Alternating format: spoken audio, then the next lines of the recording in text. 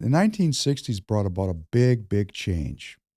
Um, the the post-war period had something called the GI Bill, and the GI Bill included a government subsidy for returning service people so they could attend university. The universities were a bastion of conservatism, and you just couldn't go unless you were rich. I mean, it was really a very stratified class type society. Very few uh, uh, middle and lower class people could put together the money to get into a Harvard or a Yale or a Princeton. And these institutions, therefore, were generating generation after generation of, landed gentry, of wealthy people who were defenders of that status quo.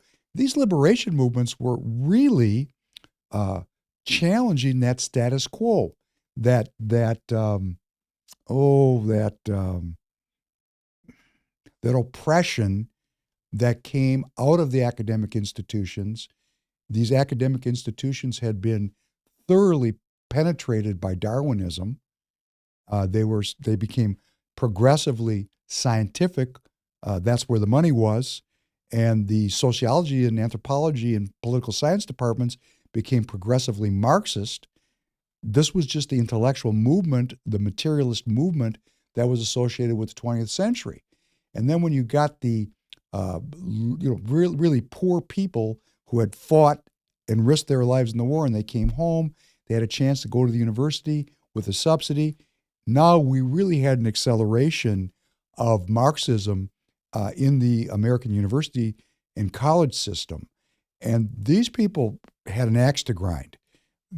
President Roosevelt, we heard it. He was anti-Darwinist, pro-God. He had a completely different perspective than the academics and the politicians that started to proliferate just 20 or 30 years after his death. And, change is slow because the status quo was resisting this liberation because it turned over some people's dog bowls. In other words, the money stream was getting affected. And things were kind of getting complex, that the university system, as it became very Marxist, really started looking at overthrowing the entire system. And let me just delve into this for a second. There are liberation movements that lead to unification, and there are liberation movements that lead to chaos and mass death. And I think we're at the crossroads here in the United States of America. We have all these liberation movements, which is what the subject of today's podcast is all about. What are we going to do with these liberated people? We're liberated. I'm liberated. Am I going to learn the history of the United States of America and dedicate myself to the Constitution and the lofty ideas that are within that Constitution? Is that what I'm going to do as a liberated person? Or am I going to decide that the original sin of this country is slavery, it invalidates the entire political history of the country, and I want to burn it down? That's the crossroads that we're at. We're there for the Native American community, the Black community, the women's rights movement, the gay rights movement. Every one of these movements is confronted with this decision. The Jewish community, are we going to have an alliance to each other as Americans, united by a set of spiritual ideals, or are we just going to burn this bitch down because it was vile from the start?